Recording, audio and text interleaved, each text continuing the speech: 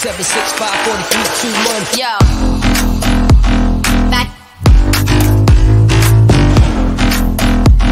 Back.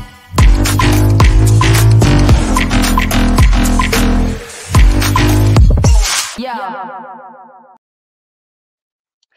Halo, hai. Selamat pagi semua. Selamat hari Sabtu. Nih, gimana teman-teman kabarnya? Semoga teman-teman di rumah baik-baik dan sehat selalu ya. Aduh, ini aku seneng banget nih karena akhirnya di bulan November ada lagi ID Camp X Coding Live. Nah, hari ini ID Camp kembali untuk berbagi tentunya pengetahuan seputar informasi dan dunia IT bersama teman-teman semua, developer, calon developer entusias semuanya. Nah, sebelumnya teman-teman, kayaknya pada belum kenal nih sama aku karena jarang biasanya ID Camp kok ada cewek nih, siapa nih? Nah, salam kenal teman-teman, saya Keisha PJ, biasa dipanggil PJ biar lebih dekat nih sama teman-teman semua. Saya adalah program manager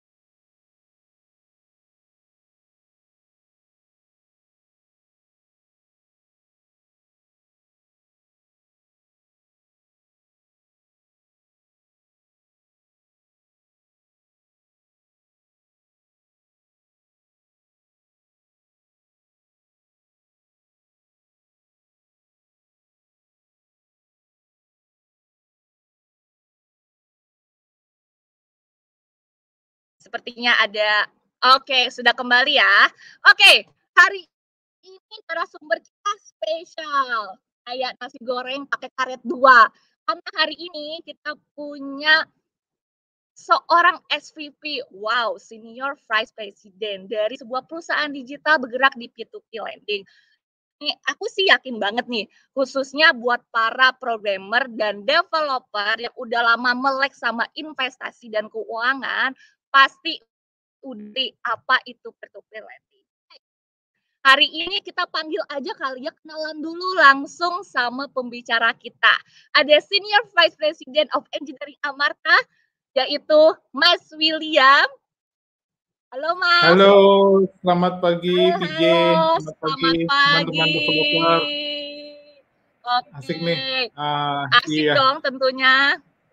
Oke Iya nih nih, senang teman-teman. saya bisa ketemu ini ya teman-teman developer pagi ini weekend. Gimana, sehat-sehat ya? Jaga prokes. Tentu sehat dong. Iya. Tentu sehat. Oke, jadi sebenarnya aku udah kenal lama nih sama Mas Willy. Cuman kebetulan hari ini kita baru satu panggung. Tapi nggak apa-apa ya. Hari ini boleh spill dikit dong. Mas William mau ngasih informasi tentang boleh, sih boleh. dikit-dikit tipis dulu nih di awal nih. Iya, tipis doang. Jadi developer itu kan profesi yang selalu harus relevan dengan perkembangan dunia bisnis ya, dunia bisnis. Jadi pagi ini kita akan sharing tentang apa sih yang harus seorang developer lakukan supaya dia bisa selalu relevan dengan dunia bisnis gitu. Tantangannya apa dan ya apa yang bisa mereka lakukan gitu menghadapi tantangan itu. Oke, wow, banyak banget ya bakal kita ambil hari ini. Jadi nanti teman-teman pasti abis acara ini makin siap buat lihat tantangan apa nih para developer yang bakal kalian hadapi. Oke, pilih. Dan sebelum kita mulai, buat teman-teman yang baru join di event ini dan belum tahu apa itu ID Camp, jadi ID Camp atau Indosat Ooredoo Digital Camp adalah program beasiswa untuk belajar coding secara online dari Indosat Ooredoo. Selama 3 tahun nih, sejak tahun 2019, ID Camp telah memberikan lebih dari 100.000 beasiswa. Keren banget kan? Nah, di tahun 2021 atau tahun ketiganya, ID Camp menyediakan 6 belajar yang pendaftarannya sudah ditutup tanggal 21 Juli 2021. Tapi tenang, jangan sedih, masih ada kesempatan untuk kalian yang belum belajar alur belajar pilihan, kalian bisa daftar di 3 alur belajar pilihan tambahan. Ya, ada augmented reality dengan Lens Studio, dengan mental programming, dan bisa 6 idcam.indosaturidu.com. Biar nggak ketinggalan tentang update dari kami, jangan lupa klik tombol subscribe, klik like, subscribe, dan nyalakan lonceng notifikasi supaya kalian tahu info-info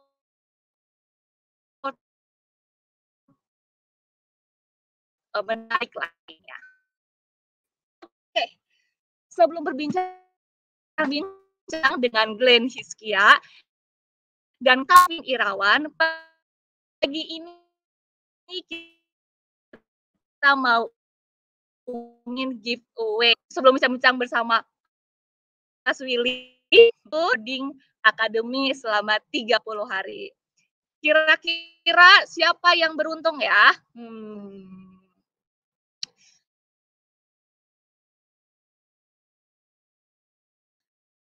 Oke, kita lihat RACMDI. Kamu mendapatkan 1 paket langganan di Coding Academy selama 30 hari. Gratis. Dan nanti admin di Coding bakal ngontak kamu. Nah, teman-teman yang belum beruntung, jangan kecil hati karena masih ada giveaway selama acara berlangsung. Tenang, ikuti sampai akhir. Oke, teman-teman, sudah kenalannya, sudah tahu apa yang mau dibahas. Nah, tadi aku sempat salah mention, keingatnya minggu lalu. Nah, kita hari ini udah kenalan sama William. Jadi pagi ini kita mau bahas tentang tantangan menjadi developer di abad ke-21. Nah, seperti yang kita tahu nih, software is eating the world. Atau bisa dibilang kayak software di masa sekarang tuh dibutuhkan oleh siapapun, teman-teman. Mau apapun itu bidang kalian pakai aplikasi, kalian di mana-mana pun itu pasti kalian ada berhubungannya tentang coding dengan developer. Dan yes, software is eating the world. Karena itu baik programmer atau developer, teman-teman harus ngerti kompetensi apa saja yang harus kami miliki, apa saja yang harus disiapkan. Oke, tak berlama-lama kita langsung panggil saja pembicara kita yang sempat kenalan di awal, Mas William, SVP of Engineering Amarta. Halo, William. Iya, halo PJ, halo teman-teman. Oke, sudah ya. Iya. Oke, bentar ini Mbak PJ-nya hilang kayaknya. Oke, saya mulai aja kali ya. Iya. Oke, saya mulai. Terima kasih waktunya. Thank you for having me here, IDCam dan Decoding ya. Jadi pagi ini saya mau sharing tentang apa yang akan atau sedang menjadi tantangan untuk teman-teman developer di abad 21. Sebelum ke materi, saya kenalan diri dukut dikit ya. Jadi saya William Notowidakdo, biasa dipanggil William, sama seperti mungkin kebanyakan teman-teman di sini, developer. Saya sudah di profesi ini sekitar 20-an tahun gitu ya. Fokusnya sekarang di DevOps, Cloud Native, Distributed System, dan tim leadership. Saat ini saya sedang membantu salah satu startup fintech peer-to-peer lending namanya Amarta. Nah, hari ini yang saya maksud dengan developer dan software engineer adalah semua orang yang mengaplikasikan mathematical analysis dan prinsip-prinsip computer science untuk mendesain dan mendevelop computer software. Jadi saya tidak sedang fokus ke developer mobile atau developer back-end, front-end ya. Materi saya hari ini general untuk semua yang terlibat dalam proses software engineering. Software engineering prosesnya juga bukan cuma 1-2 fase biasanya ya dalam software development life cycle, ada beberapa fase, dan saya pikir materi saya pagi ini relevan dengan semua role yang terlibat di fase-fase itu. Jadi itu yang dimaksud dengan software engineer atau developer. Nah, waktu panitia menghubungi saya tentang acara ini dan memberikan judulnya, saya berpikir judulnya agak-agak lebay ya, tantangan developer di abad 21. Saya sempat berpikir apa bedanya memang di abad 21 atau abad-abad sebelumnya. Ternyata setelah saya pelajari, reflektif kepada apa yang sudah berkembang di industri software development, ternyata banyak sekali perkembangan, banyak sekali inovasi yang kita alami sekarang, kita lakukan sekarang adalah hasil dari pengembangan evolusi maupun inovasi dari apa yang sudah ada di industri ini dari masa-masa dekade-dekade sebelumnya. Kadang-kadang kita atau setidaknya saya yang sudah cukup lama di bidang ini tidak menyadari perkembangan ini karena selalu berusaha mengikuti gitu ya, selalu berusaha mengikuti perkembangan teknologi baru, proses baru, teknik baru, tools baru, sehingga tidak sadar bahwa ini adalah hasil pengembangan dari dekade-dekade sebelumnya. Nah, di slide ini saya akan coba secara singkat menggambarkan apa yang menjadi software engineering trend dari sekitar tahun 1950-an ketika software engineering mulai ada di dunia sampai sekitar 2010, dekade 2010-an ya teman-teman. Nah, di software engineering itu dimulai sekitar tahun 1950-an. Di dekade tersebut orang mulai mengenal praktek engineering software ya, ketika komputer mulai ada ya, kemudian ada aplikasi di atas komputasi ya, disitulah mulai ada software. Yang orang sudah kenal pada saat itu adalah hardware engineering ya. Pada saat itu praktek software engineering mirip sekali pendekatannya dengan hardware engineering. Contohnya kalau teman-teman pernah membuat sesuatu dari metal gitu, ada prinsip ya, measure twice, cut once. Jadi diukur 2 kali, potongnya sekali. Nah, prinsip-prinsip seperti itu terbawa ke praktek software engineering di tahun 50-an. Jadi prosesnya masih sangat berhati-hati, masih sangat manual. Contohnya sebelum running program, setidaknya ada 2 kali dicek oleh yang membuat, kemudian dicek oleh peer-nya gitu. Baru programnya dijalankan. Mirip seperti orang membuat hardware. Masuk ke tahun 1960-an, orang mulai sadar bahwa fenomenologi software engineering dan hardware engineering itu berbeda. Ternyata lebih mudah memodifikasi software ketimbang hardware. Ya, kebayang ya teman-teman ya, kalau kita bikin hardware udah jadi, perlu modifikasi itu ya sangat sulit ya. Mungkin harus merusak, menambal hardware tersebut atau ujung-ujungnya kita membuat hardware yang baru lagi. Nah, kalau software enggak, masih bisa dimodifikasi ya. Walaupun sudah walaupun sudah dibuat dan sudah running. Nah, kecenderungan ketika orang menyadari bahwa memodifikasi software lebih mudah daripada hardware, ada kecenderungan behavior code and fix. Ya, jadi coding dulu aja, nanti kalau ada bug dibenerin, ya. Nggak usah terlalu heavy di measurement, coding fix. Salah satu behavior yang ada di tahun 60-an adalah apa yang disebut cowboy programmer ya.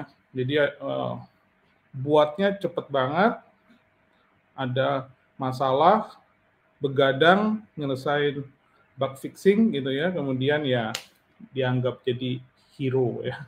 Yaitu istilahnya cowboy programmer. Masuk ke tahun 70-an, ini slide-nya kecil kayaknya, diagramnya. Mungkin nanti kalau slide-nya di-share bisa lihat nanti ya.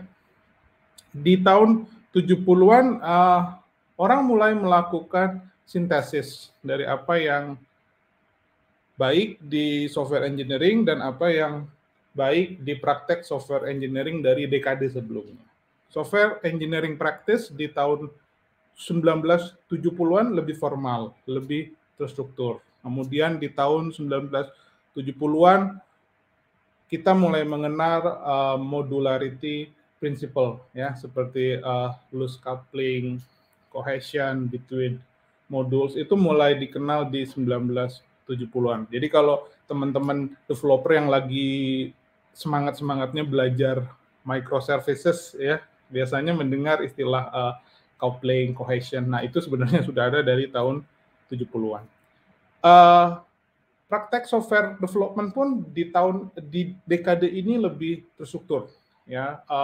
Orang mulai mengenal prinsip waterfall model. Nggak tahu teman-teman developer di sini udah ada yang masih menggunakan waterfall nggak?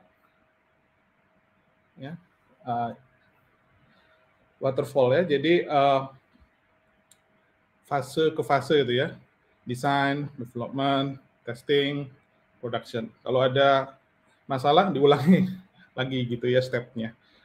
Itu kurang lebih waterfall. Nah, di ujung 70-an ada penelitian yang menunjukkan bahwa ternyata cost untuk mendevelop software itu lebih mahal daripada cost untuk mendevelop hardware. Nah, ini akan berpengaruh kepada inovasi di tahun 1980-an. Masuk ke dekade 1980-an, fokusnya adalah ke perbaikan ya, improvement di dua hal.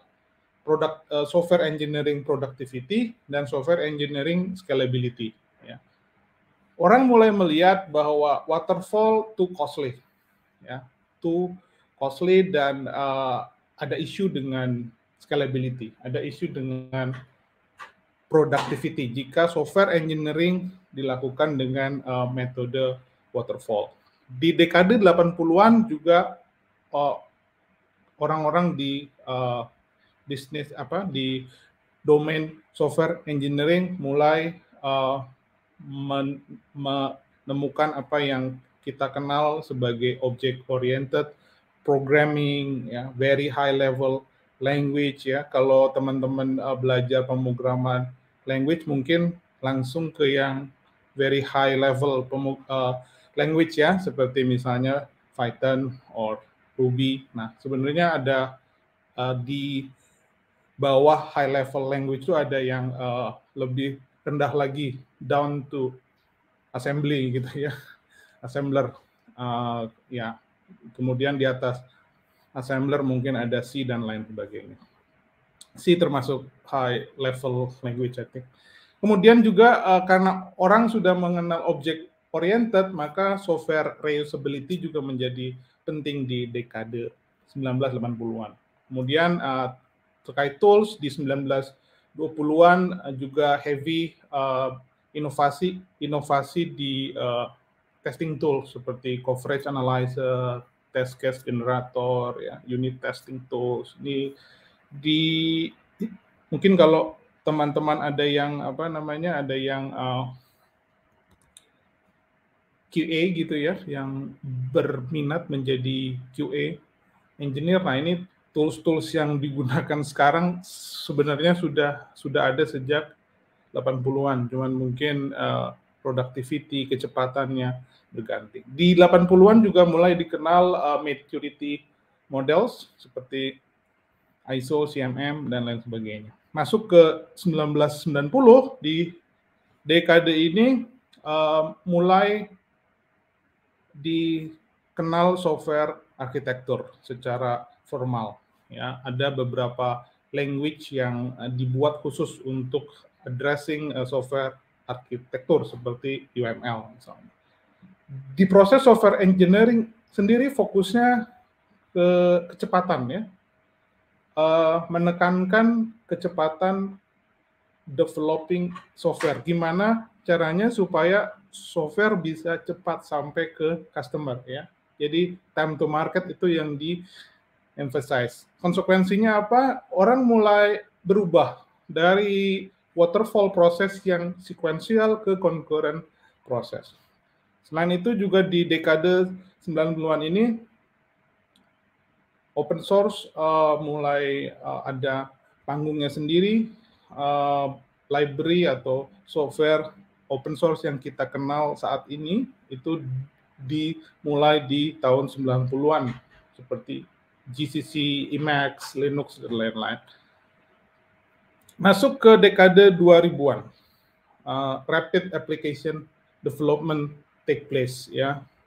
Di tahun 1990-an orang mengemphasize sekali time to market. Di tahun 2000-an itu lebih ditekankan lagi gimana develop software lebih cepat dari sebelumnya dengan quality yang lebih baik dari sebelumnya.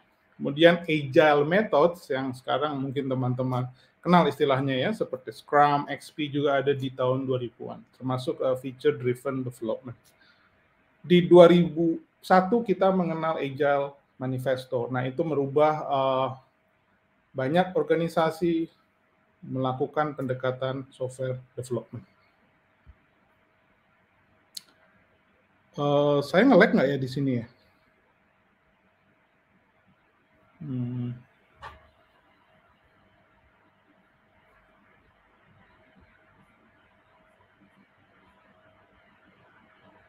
Oke, lancar tapi ya. Oke.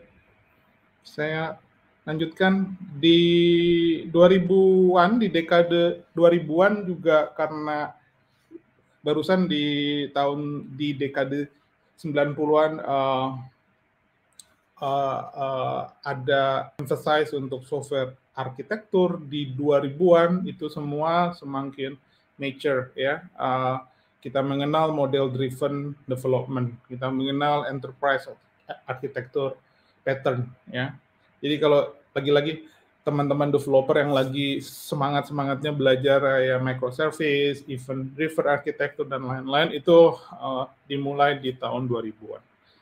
Fast forward ke 2010-an, dekade 2010-an, it's all about global connectivity ya. Software tidak lagi berdiri sendiri. System of system itu menjadi lebih intensif ya. Kurang lebih itu ini slide-nya jalan sendiri, sorry, harusnya kita masih di sini tentang software engineering trends. Jadi software engineering dimulai tahun 1950-an, kemudian berkembang setiap dekade ada milestone yang menjadi fundamental untuk pengembangan di dekade berikutnya. Nah, 2011 barusan kalau teman-teman perhatikan di 2010 yang menjadi emphasize adalah system of system itu lebih intensif. Jadi software atau sistem tidak lagi berdiri sendiri ya. Kalau di dekade sebelumnya orang bicara tentang modularity dalam satu sistem, maka di tahun 2010-an, dekade 2010-an udah modularity antar sistem, bukan hanya di satu sistem. Jadi aplikasi system of system semakin intensif. Nah, di 2011 ada istilah software is eating the world. Ini sebenarnya diadopsi dari tulisan Mark Anderson. Mark Anderson adalah seorang founder dari VC, venture kapitalis bernama Andreessen Horowitz yang melakukan invest di perusahaan-perusahaan teknologi seperti Facebook, Groupon, Skype, Twitter sebelum sebelum perusahaan-perusahaan itu terkenal gitu ya. Nah, Mark Andreessen ini dalam tesisnya Software is Eating the World menekankan bagaimana sistem of systems yang barusan mulai dikenal orang tahun 2010-an menjadi lebih intensif lagi di 2011 dan seterusnya ya. Saat itu sudah ada 2 miliar, saat itu 2011 tuh sudah ada 2 miliar orang menggunakan internet. Perkiraan Mark 2020 kurang lebih akan ada 50 miliar orang akan punya akses ke internet. Di 2011 ia juga menunjukkan bagaimana cloud teknologi menjadi game changer. Organisasi bisa melakukan development new system, launching system dengan lebih cepat dan harga yang murah dengan cost yang lebih murah dari sebelumnya. Software semakin menjadi peranan penting dalam setiap bisnis. Bisnis yang memiliki software yang bagus terbukti bisa menggeser bisnis yang lain. Amazon misalnya. Amazon menggilas bisnis tradisional bookshop. Netflix melawan bisnis video rental ya. Kemudian kita juga di dekade ini mengenal iTunes, Spotify, Pandora, even Pixar ya. Even Pixar ya perusahaan entertainment yang menggunakan software sebagai core bisnis mereka bisa melawan perusahaan seraksasa Disney.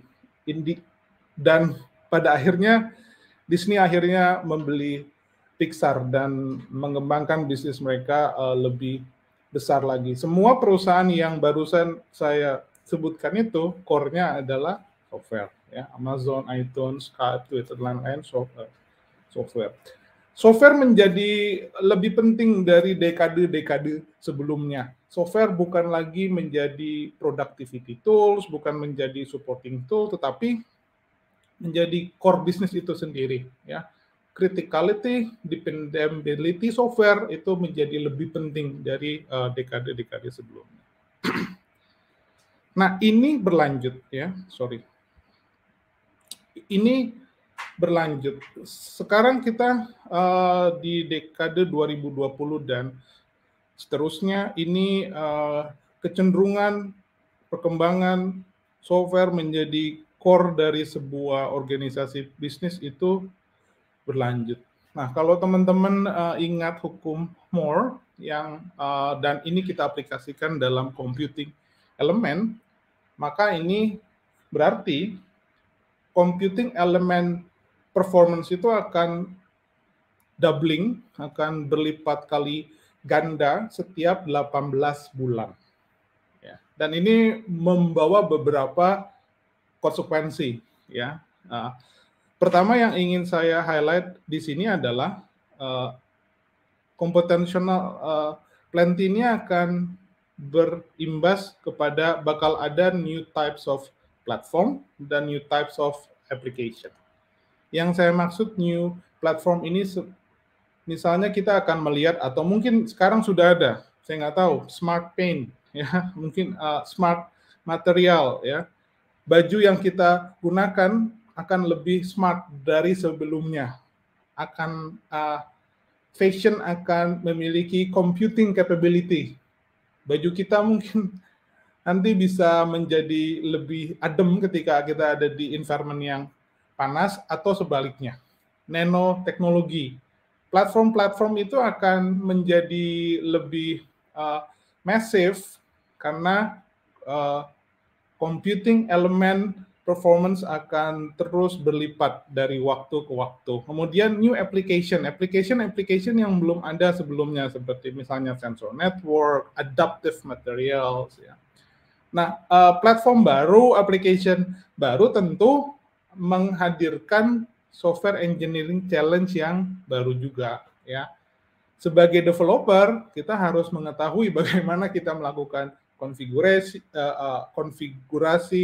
platform seperti itu, bagaimana kita melakukan behavior, kita harus mengerti bagaimana behavior dari application yang kita develop di platform-platform tersebut. Ya mungkin sekarang kita mengetahui ya, kalau kalian back-end developer misalnya, kalian mengetahui how to do configuration, how your service will behave on the server, different with on the container misalnya, or on the serverless platform misalnya. Nah, nanti kalian juga harus memikirkan bagaimana itu semua ketika diaplikasikan di adaptive material, nanoteknologi, dan lain sebagainya. Itu juga akan menghadirkan tantangan on bagaimana kita melakukan testing, bagaimana kita memastikan performance-nya oke, dan lain sebagainya. Termasuk integration dari integration system of system. Mungkin kalau sekarang integration-nya antara service satu ke service lain, mobile ke back-end, API ke API. Nanti lebih dari itu lagi ya. Tadi saya di depan pakai contoh fashion teknologi. Nah, bagaimana mengintegrasikan pakaian yang kita gunakan dengan centralized server misalnya. That's a whole new things, right? Dan kemudian selain platform, selain application, juga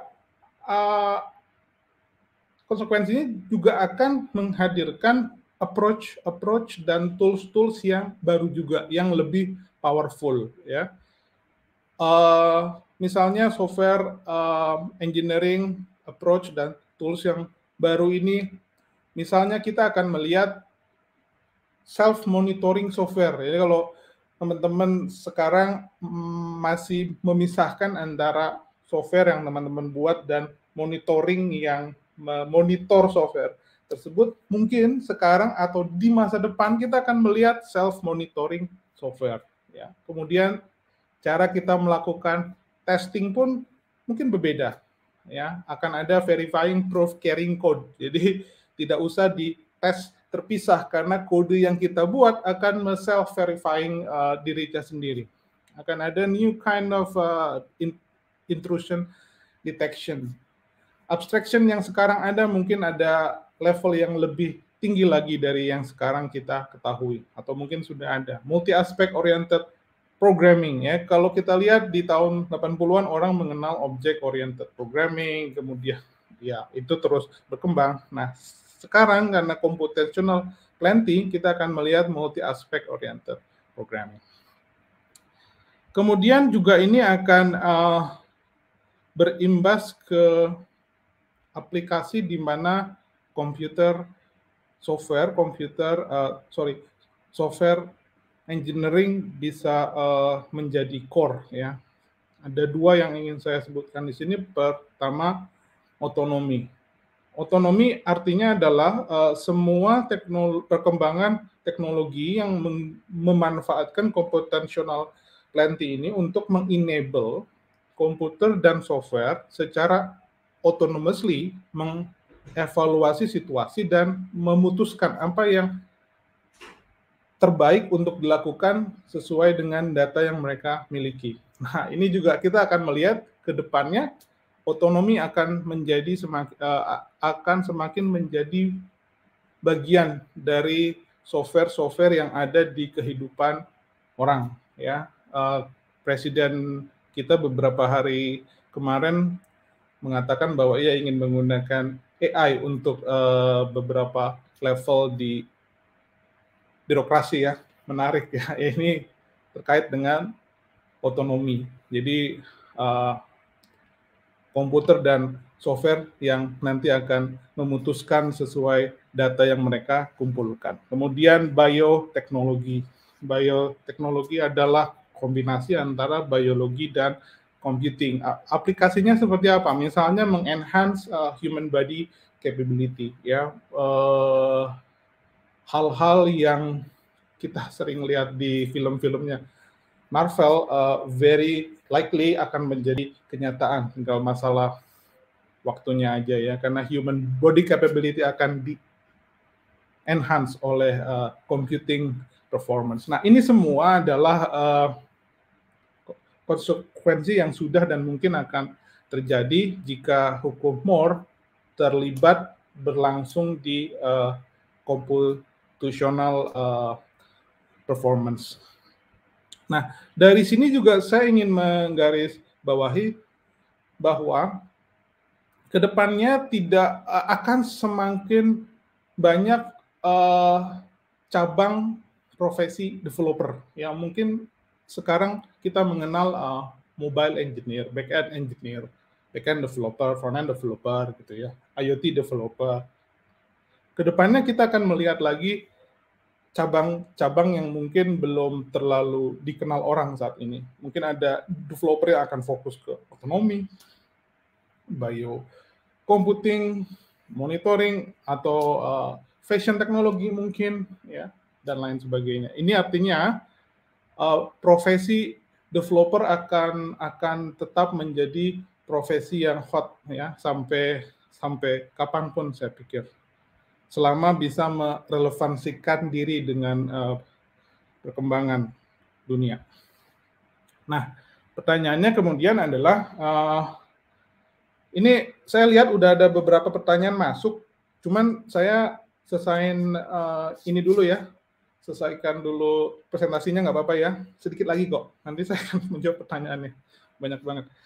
Iya, jadi bagaimana caranya kita sebagai developer membuat diri kita selalu relevan dengan perkembangan ini. Jadi kita udah lihat bahwa software engineering itu tidak pernah stagnan. Sejak dimulai dari 1950 sampai ke hari ini selalu ada perkembangan. Dan beberapa perkembangan diantaranya sangat-sangat inovatif. Nah, kemudian apa yang harus kita lakukan? Saya berpikir ada dua yang bisa kita lakukan. Pertama, tetap belajar. Itu basic sih, klise, cuman ya itu memang harus dilakukan gitu ya. Continuous learning. Nah, continuous learning ini yang saya anjurkan di sini deep learning ya. Jadi bukan cuman baca artikel 1-2 terus ya udah berarti gue udah belajar teknologi itu, enggak. Tapi misalnya kalian immersing yourself into online courses, into books gitu ya, dan melakukan itu dengan intentional. Kedua, yang kalian bisa lakukan adalah kalau kalian lihat perkembangan dari 1950 sampai ke hari ini, ada prinsip-prinsip yang tidak pernah berubah. Jadi the underlying principle in software programming it's still the same. Ya, praktisnya yang berubah-ubah. Ya, praktisnya yang berubah-ubah. Contohnya tentang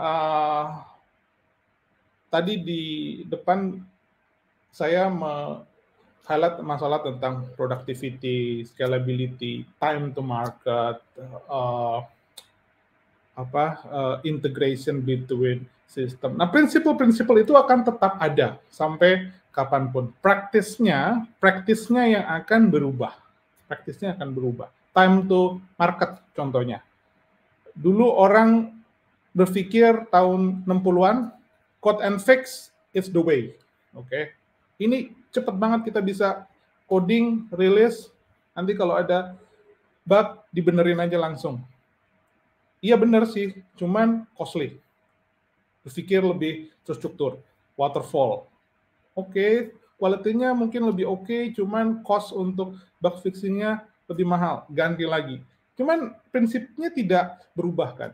Time to market, quality, scalability, productivity, itu semua nggak berubah. Nah, kalian sebagai developer, coba perhatikan prinsip-prinsip itu. Akan selalu ada dalam setiap perkembangan software engineering. Praktisnya yang mungkin akan berubah-ubah. Nah, terakhir yang saya ingin share di sini adalah bagaimana kita memantau, ya, monitoring, praktis, dan prinsip itu. Dulu saya berlangganan newsletter banyak banget gitu ya, dari Framework Index, ini macam-macam. Cuman saya lihat tidak efektif, tidak efisien untuk saya memiliki high level view tentang what is happening in the software engineering world.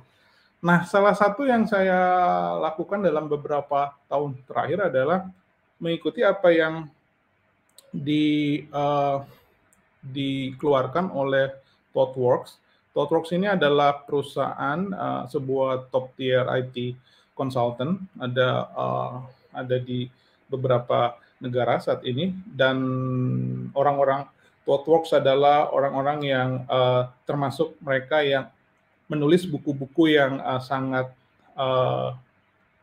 sangat berpengaruh di software engineering, seperti misalnya Martin Fowler, kalau kalian pernah baca buku tentang enterprise arsitektur misalnya, mereka mengeluarkan apa yang mereka sebut teknologi radar. Jadi teknologi radar itu adalah hasil riset mereka secara periodik terhadap perkembangan perkembangan 4 hal di software engineering. Pertama, teknik, tools, platform, dan language and framework. Di situ mereka bagi perkembangan-perkembangan itu menjadi beberapa circle ya. Kalau teman-teman lihat di sini ada yang masih trial, artinya mungkin organisasi udah mulai pakai, tetapi coba-coba. Ada yang sudah adapt itu artinya teknologinya sudah digunakan menjadi core dari sebuah organisasi dan lain sebagainya. Saya melihat ini ngebantu kita untuk secara high level itu maksudnya not too far but not too deep to understand what's really going on the software engineering world, dan membuat kita bisa menjadi lebih relevan. Kadang-kadang kalau kita terlalu deep gitu ya, terlalu low level, we are missing the context gitu. Contohnya gini, kalian misalnya sekarang back-end developer lah, misalnya kalian Java developer gitu, kemudian yang kalian ikuti hanya perkembangan di Java doang gitu, kayak ada framework baru apa, teknik baru apa di Java, memang bakal ada perkembangan, cuman terlalu detail untuk dapat memahami konteks software engineering lebih besar lagi, dan mungkin kita kehilangan opportunity, mungkin kita kehilangan momentum karena kita terlalu detail ke salah satu hal yang kita lakukan saat itu gitu ya, which is Java development. Nah, kalau menggunakan teknologi radar ini, konteks kalian akan lebih broad gitu. Oke, itu saja yang ingin saya share pagi ini. Thank you for paying attention. Mungkin saya kembalikan dulu ke Mbak.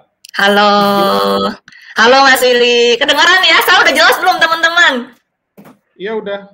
Oke, tadi banyak yang lihat di komen nih, aduh sinyalnya, aduh ini videonya di SD-in dong. Maaf nih sebelumnya teman-teman. Ternyata memang ya, yang namanya teknologi itu emang harus saling mendukung gitu. Wi-Fi-nya juga harus bagus, kamera harus bagus. Kalau enggak mah kacau seperti tadi ya sebelumnya. Sebelumnya aku minta maaf dulu nih supaya enak nih. Tanya-tanyaannya jelas banget Kak, sampai kaget tuh kan pada bercanda memang di teman-teman. Oke, karena tadi dilihat ya, udah banyak yang nanya ya Mas Willy ya. Udah pada penasaran nih. Waduh, banyak banget ini pertanyaannya dari A sampai Z ada semua. Nah, tadi kan sempat di-mention juga ya sama Mas Willy, ternyata yang namanya tantangan tuh banyak banget, tapi banyak juga cara nge-tackle-nya. Ada hal-hal yang harus kalian mengerti, kayak ya kalian harus selalu belajar gitu. Kalau nggak belajar, mana bisa ngerti. Bener nggak Mas Willy? Yuk, oke. Jadi benar. Langsung aja kita cari pertanyaan-pertanyaannya. Siap, pertanyaan pertama. Dari siapakah ini? Oke. Sebelum saya jawab, ya, salah satu hal yang saya pelajari dari karir saya selama ini adalah bahwa you cannot know everything. Jadi kalau ada hal yang saya tidak tahu, saya akan bilang saya nggak tahu ya. Oke. Nomor dari 1. Ade Rahmat. Ya, apakah di masa mendatang Metaverse akan diaplikasikan dalam dunia sosmed? Yes, ya betul.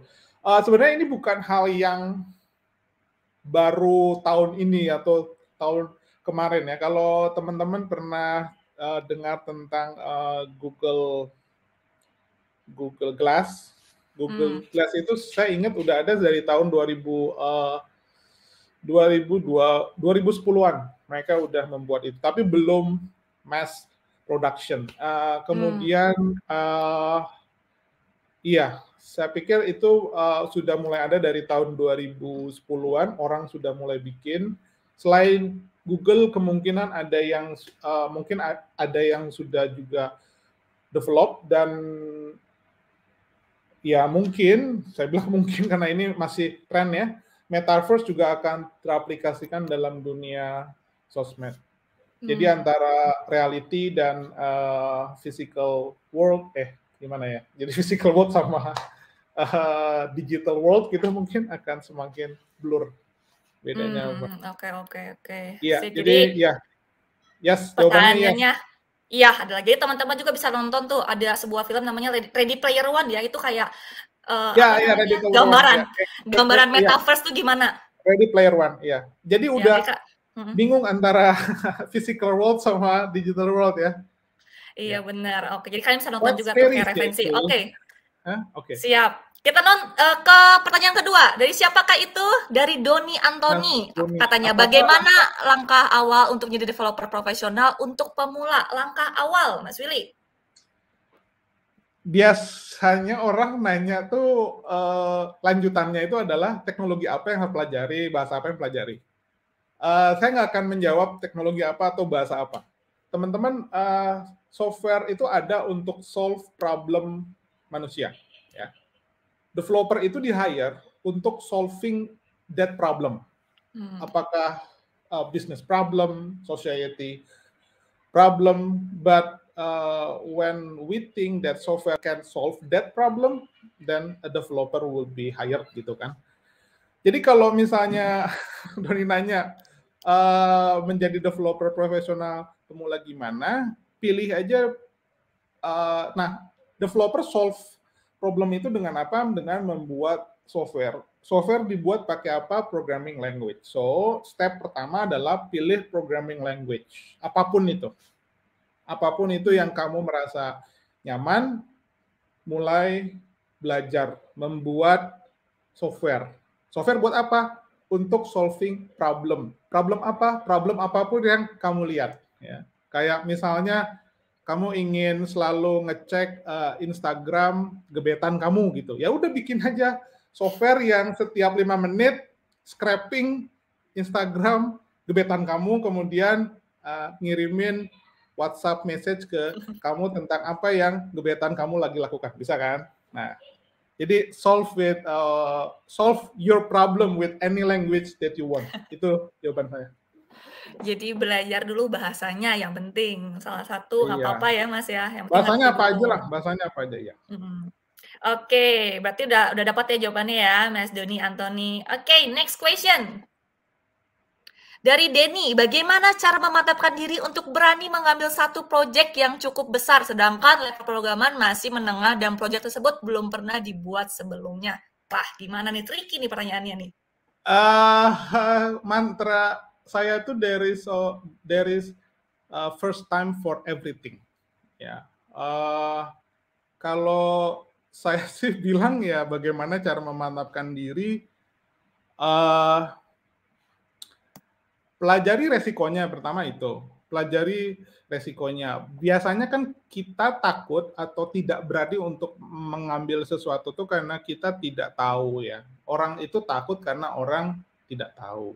Jadi kalau kita mau ambil satu proyek yang cukup besar tapi kita ragu, takut, pelajari resikonya. Resiko seperti misalnya kalau proyeknya delay, impact-nya apa? Apa yang harus saya lakukan supaya proyeknya tidak delay?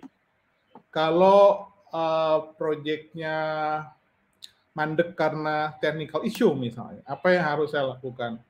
Mitigasinya apa? Nah itu semua bakal ketemu sih jawabannya. Dari situ ya kembali ke Mas Deninya ya, mau diambil atau enggak. Resikonya aja diperhitungkan gitu. Tapi kalau saya dulu sih waktu masih awal-awal setiap dikasih project diambil aja sih, nggak ngitung resikonya. Justru di situ ya, di situ kita belajar gitu. ketika kita dapat challenge, dapat problem, ya di situ kita get the best of ourselves gitu. Jadi ya itu jawabannya. Sorry, nggak bisa firm jawabannya ya. It depends jadi jawabannya. Jadi kembali lagi pada Mas Doni nih, ya ready atau enggak. Pokoknya siap ngambil tantangan enggak gitu. Siap ngambil tantangan, ambil aja gitu gimana nanti gitu. Oke, lanjut pertanyaan keempat. Dari Sautpin Saragi. Pengembangan apakah yang banyak dipakai saat ini? Metode pengembangan apa tuh, Mas Willy? Agile. Jadi saya lihat di dunia startup juga di enterprise orang sekarang pakai agile development methods ya. By agile means bisa pakai Scrum, bisa pakai Kanban, bisa pakai XP, tapi itu semua masuk ke grup agile software development methods ya. Oke, berarti agile ya, Mas Sautpin berarti udah bisa mulai mencoba agile. Oke, sip. Thank you, Mas Willy. Next question. Dari Ricky, Mas Ricky, apakah menguasai cloud teknologi seperti AWS atau GCP atau Azure merupakan tuntutan industri IT saat ini sebagai software developer? Wah, sebagai pernah. Yes, ya betul. Jawabannya iya. Kenapa? Cloud teknologi itu kalau teman-teman lihat barusan di 2011 Mark Andreessen udah punya tesis itu ya. Dia melihat beberapa perusahaan yang dia invest itu bisa menurunkan cost sampai 90% dan mempercepat development di atas 50% lebih cepat ketika mereka mengadopsi cloud. Itu mengadopsi cloud. Jadi pertanyaan dan sebagai developer kamu di-hire untuk solving business problem. Dan bisnis itu ujung-ujungnya dua ya, bagaimana bisa solving their problem faster and cheaper, ya kan? Dan dengan mengadopsi cloud, mereka bisa melakukan itu. Jadi ya, menguasai cloud teknologi adalah salah satu yang kalian sebagai developer harus miliki. Thank you. Oke, itu masuk ke arah wajib atau enggak tuh, Mas Willy? Wajib. Berarti nih ya, software developer tolong ya, wajib ingat itu, tanam dalam diri, wajib ngerti ya. Oke, kita masih punya pertanyaan lainnya. Yang keenam, dari Raisa Tihari, apakah dalam belajar pemrograman teknik OOP sangat dibutuhkan? Apakah dalam belajar? Enggak sih. Enggak harus OOP ya, enggak harus OOP. Teknik pemrograman itu kan bukan cuma OOP ya, ada functional oriented juga kan, ada functional programming, ada object oriented programming, ada multi aspect programming. Jadi apakah sangat dibutuhkan? Enggak juga, tergantung lagi ya, sorry ya, jadi tergantung lagi kalau emang problem yang kamu solve itu harus pakai OOP karena toolsnya OOP, ya menguasai teknik OOP menjadi lebih penting. Tapi kalau bicara software engineering in the broader sense, OOP tidak harus gitu. Oke, berarti baik lagi tergantung ya, Mas Willy ya, sesuai kebutuhan. Dan mungkin nih kita masuk ke 2 pertanyaan terakhir ya, karena waktunya sudah mendekati jam 10. Selanjutnya dari Nela, bagaimana tips dan trik untuk bisa bekerja sama dalam industri startup? Wow. Ini pertanyaannya bagus nih. Di startup itu kalian pertama harus mau wearing multiple hats, artinya doing multiple roles. Ya, jadi startup itu kan perusahaan yang sedang ngebut-ngebutnya untuk scalable ya, sehingga orang yang bekerja di startup itu di-expect untuk melakukan multiple role dalam satu waktu. Jadi misalnya developer lah kamu ya, developer mungkin ada waktu di mana selain sebagai developer kamu pun harus berperan sebagai QA. Atau kamu developer, cuman kamu juga ngebantuin product manajemen, kamu nulis product requirement, hal seperti itu. Jadi multiple role. Di startup itu udah biasa sekali. Jadi kalau kalian mau sukses di startup harus siap doing multiple role. Oke, harus siap ya. Sepertinya karena aku sendiri pernah di startup dan sekarang juga startup ya, dan juga Mas Willy di dunia udah startup udah lama ya, pasti ngerasain banget tuh kayak beberapa role secara bersamaan ya. Pokoknya kalau kamu pengen bisa di startup harus kuat. Dan ini dia pertanyaan terakhir kita Mas Willy untuk hari ini, dan masih banyak sebenarnya tapi nanti kita bahas lagi aja ya. Kita lihat di sendiri Mas dari Santas David ya, Mas Santas David, bagaimana menjawab tren disrupt crypto yang sudah mulai terhubung dengan Web 3.0 yang sudah ready 2021. Wah. Actually ini udah Web 4.0 sih. Iya, 4.0 di mana kreator menguntungkan kreator lainnya. Jadi kalau Web 3.0 itu kan fokusnya platform kreatornya untung, platformnya untung. Tapi kalau di Web 4.0 itu udah kreatornya untung, kreator lainnya untung juga gitu. Jadi udah menjawab tren disrupt crypto. Saya nggak bisa komen banyak sih. Jadi lagi-lagi ya kalau kalian mau ikutin ya ikutin gitu. I don't know man. I don't know how to answer this. Kalau mau diikutin ya diikutin, kalau enggak ya enggak juga nggak apa-apa sih. Jadi nggak ada paksaan ya, gimana masing-masing lagi itu. Emang sekarang lagi naik-naiknya. Yang orang takutkan kan ini ya, apa namanya, ketinggalan gitu ya. Ketinggalan. FOMO ya Mas? Iya, FOMO, fear of missing out, benar. Iya, jadi sorry, saya nggak punya jawaban buat yang ini. Saya bukan expertnya di sini sih. Oke, jadi tadi Mas Atas ya, gitu. Jadi itu harus mencari lagi deh jawabannya yang sesuai apa, karena emang hari ini kita ngomonginnya tidak terlalu ke kripto ya. Oke, karena masih banyak sebenarnya pertanyaannya, aku lihat komen-komen di YouTube tuh, waduh, panjang, tapi karena waktu tadi pertanyaan terakhir di sesi ini. Oke, teman-teman, jadi gimana kejawab semua ya pertanyaan, kebingungan. Tadi sempat jawab sama Mas Willy juga panjang lebar diterangin. Dan teman-teman tenang, setelah ini pertanyaan-pertanyaan teman-teman juga kita bakal ada giveaway. Nah, teman-teman, ini sesi tunggu setiap bulan, setiap minggu. Nah, giveaway ini kita bakal ngasih 10 e-voucher GoPay atau OVO senilai 100.000 dan 3 paket langganan di coding selama 30 hari. Nah, kamu bisa akses kelas apapun, terus OVO dan GoPay-nya juga bisa kamu pakai untuk apapun masing-masing ya, 100.000, jadi 3 orang dapatnya 100.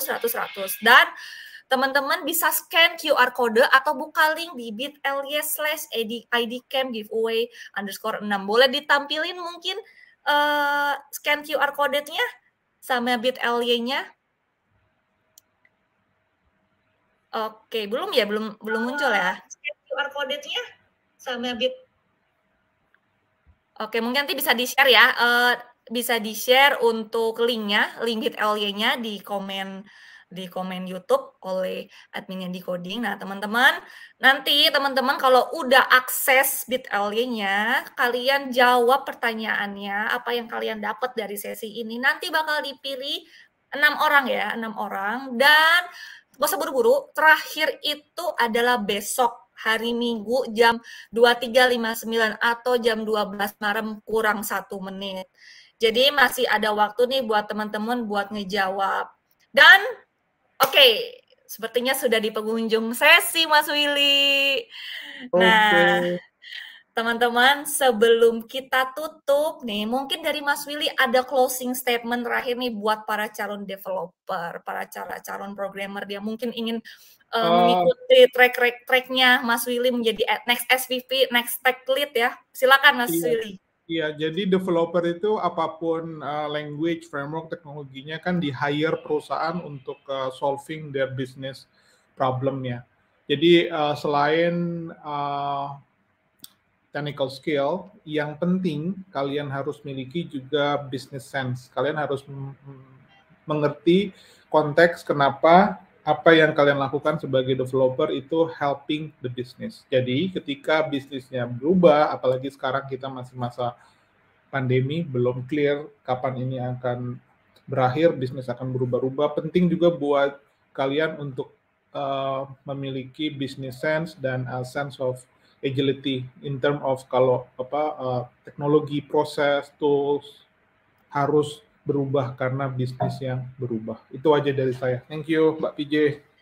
Oke, thank you Mas Willy. Nah, teman-teman tadi udah wow keren ya kata-kata dari Mas Willy, dan juga hari ini kita dapat ilmu banyak banget, mantap banget. Thank you so much Mas Willy. Dan jadi teman-teman seperti itulah ID Camp X Decoding Live hari ini di bulan November. Nah, buat teman-teman semua nih yang belum daftar ID Camp, tenang, kita masih buka untuk 3 kelas tambahan. Teman-teman bisa belajar yang tadi belum kenal sama AWS ya, yang belum kenal sama cloud, bisa juga nanti teman-teman daftar di beasiswa ini secara gratis, it's free. Teman-teman bisa akses selama 30 hari.